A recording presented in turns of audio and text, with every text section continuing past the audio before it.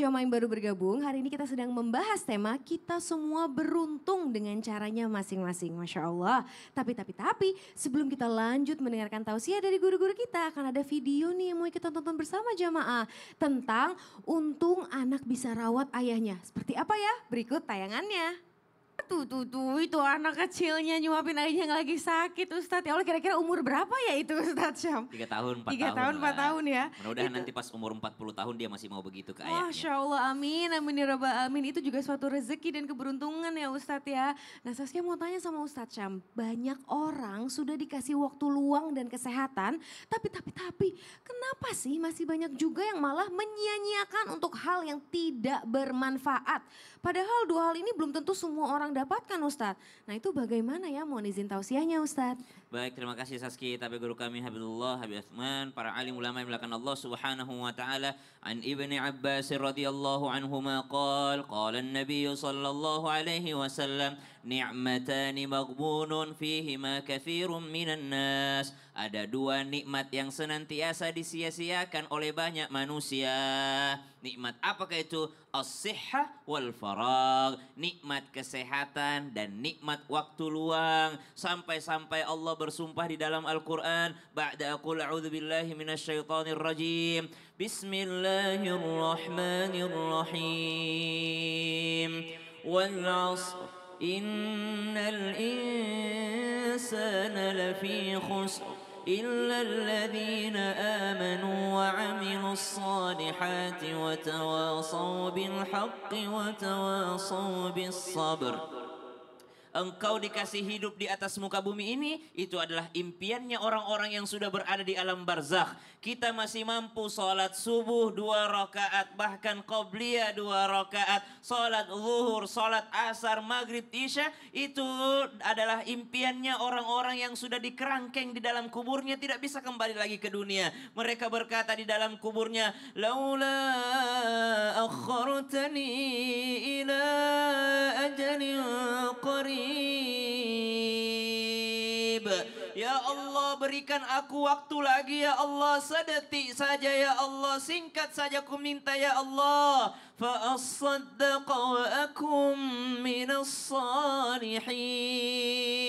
Pengen jadi orang soleh ya Allah, pengen hidup kembali ya Allah. Maka bagi mereka yang masih mempunyai kesehatan, sering-seringlah besuk orang yang sedang sakit supaya engkau mensyukuri nikmat sehat. Mereka yang dikasih kesehatan oleh Allah Subhanahu wa taala, sering-seringlah datang bertakziah. Datang orang yang sedang dimakamkan, mengantar daripada jenazah, sholat jenazah. Kenapa? Supaya menikmati dan mensyukuri nikmat hidup yang dikasih oleh Allah Subhanahu wa taala. Kadangkala kita terlalaikan karena tertipu dengan urusan yang tidak abadi, urusan di dunia. Walaupun sebenarnya urusan dunia bisa kita bikin abadi. Kalau niatnya untuk akhirat, semua bisa bikin kita abadi. Semua kita bisa bikin abadi urusan abadi itu. Gitu ya? Tapi kalau kita tidak niatkan untuk akhirat, maka merugilah. Ya Allah, memang kita harus terus bersyukur ya Ustadz ya. Jangan misalnya kita ngeliat, oh udah sehat, pengen apa lagi? Oh kita nggak lihat yang di bawah kita. Subhanallah. Ya Allah, terima kasih banyak Ustadz Sama-sama. Syam. Boleh tepuk tangan dia jamaah.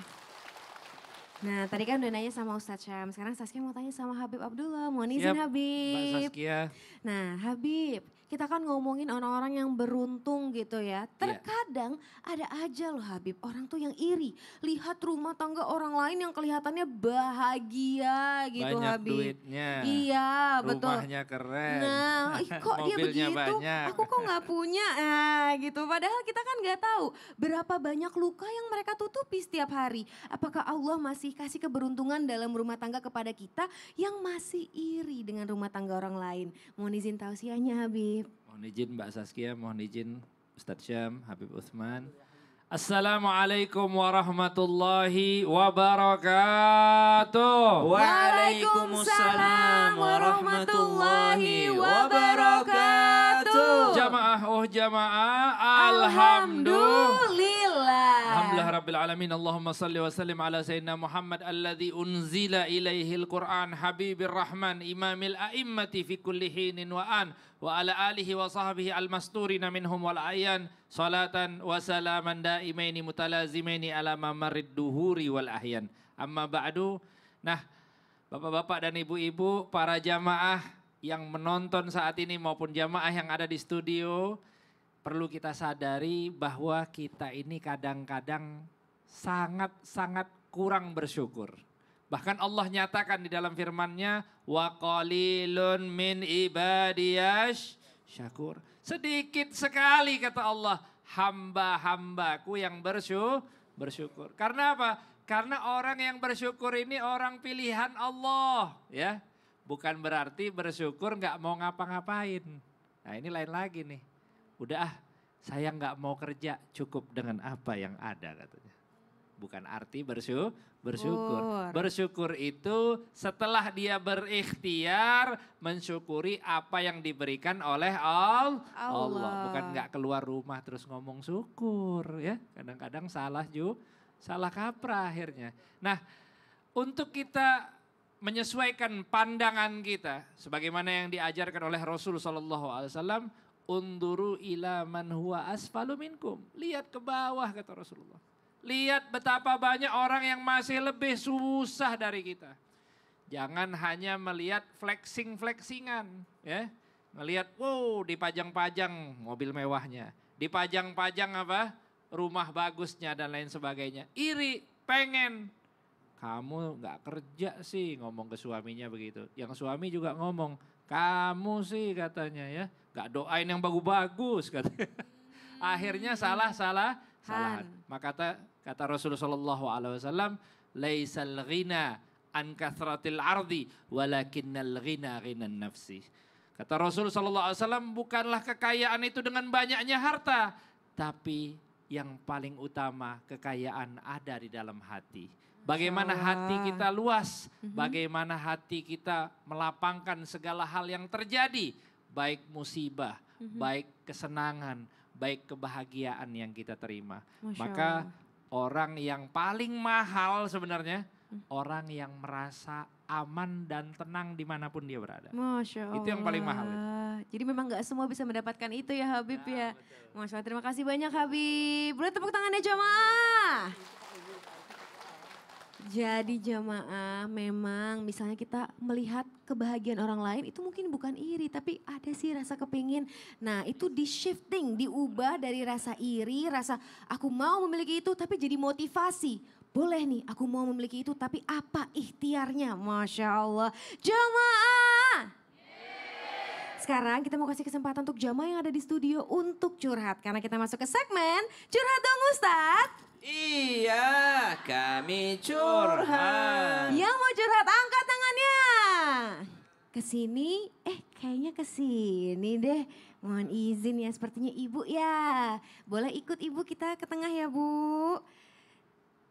Sekalian mohon izin Ustadz Syam dan Habib Abdullah boleh untuk ikut ke depan. Maulana lagi umroh. Iya makanya biasanya manggil Ustadz Maulana. Maaf ya Ustadz Syam, kangen nih Ustadz Maulana. Silakan Ibu boleh perkenalan. Assalamualaikum warahmatullahi wabarakatuh. Waalaikumsalam warahmatullahi wabarakatuh. Nama saya Ibu Fatimah dari Al Hidayah Cikajang Garut. Tepuk tangannya jamaah. Curhat dong Ustadz. Iya, Ibu, aku kami di sini deh. curhat. Silakan sini Ibu, lihat kameranya depan. Nah biar lebih mudah ya. Saya punya anak 4 Ustadz. Alhamdulillah. Yang satunya anak angkat. Alhamdulillah. Saya sayang banget sama dengan anak-anak saya yang asli gitu. Sejak kecil dari usia 1 tahun dia diambil sama saya, sekarang dia udah berkeluarga, udah punya anak 1. Ya Allah, Saya sih maunya anak saya sama aja sama kakak-kakaknya sama adik-adiknya. Berjalan lurus dengan kehidupan yang benar. Saya toh sebagai orang tua maunya ya mau anak itu benar. Baik itu urusan agama atau dari agama. Ternyata dia sendiri itu nggak mau dilurusin sama saya. Sejak kecil sampai dia berumah tangga susah banget. Saya udah berusaha mati-matian. Udah tanya ustadz, udah segala macam. Waktu saya jarah juga di didoain di depan Ka'bah, didoain sama saya. Tapi mungkin karena dosa saya yang sangat besar belum dikabul juga. Gitu Ustadz. Terus pada akhirnya dia ninggalin saya. Sampai saat ini dihubungin pun nggak mau dia. Mungkin saya sama saudara-saudaranya yang lain diblokir juga. Nomor teleponnya nggak bisa dihubungi sama sekali. Iya. Saya kangen sama dia Ustadz. Ya Allah. Saya maunya dia jadi anak benar gitu demi kehidupan dia sendiri dan keluarga besarnya. Ya Dia kan Allah. udah nggak punya orang tua yang asli, udah nggak ada. Cuma Iya. saya aja sendiri yang dia punya. Iya. Itu. Terus yang saya tanyakan Ustadz, Mm-mm. apakah kena hukum dosa ya anak angkat sama ibu angkat atau enggak? Gitu aja. Ya Allah, boleh untuk Ustadz Syam? Baik, bismillahirrahmanirrahim. Ibu yang dimuliakan Allah Subhanahu wa taala, satu, ibu sudah mengoleksi banyak sekali pahala. Dari merawatnya, dari membesarkannya, dari mendoakannya, dari sabar menghadapinya, ibu sudah koleksi banyak pahala. Yang kedua, ibu jangan sampai menghapus pahala tersebut dengan menyebut-nyebut kebaikan ibu. Saya yang besarkan kau itu anak yatim piatu. Kau ini kalau bukan saya, itu jangan sampai ya Bu ya. Berarti pahalanya sudah ada. Sekarang bagaimana caranya biar ridha dan ikhlas. Supaya apa? Supaya pahalanya juga makin besar kalau ibu ridha dan ikhlas. Karena keikhlasan itu butuh dilatih. Bukan hanya pada saat dia baik sama ibu, tapi pada saat dia blokir ibu latih keikhlasan itu. Kadang-kala memang ibadah dan iman kita ini perlu diuji. Jadi anggap saja itu sebagai ujian. Ya Allah, terima kasih banyak Ustadz Syam. Mohon izin Habib, kita mau dengerin dulu nih ada informasi dari Mas Fadli. Wah, asik Nah, banget jadi nih kayaknya. ada apa itu informasi apa ya? Ini dia.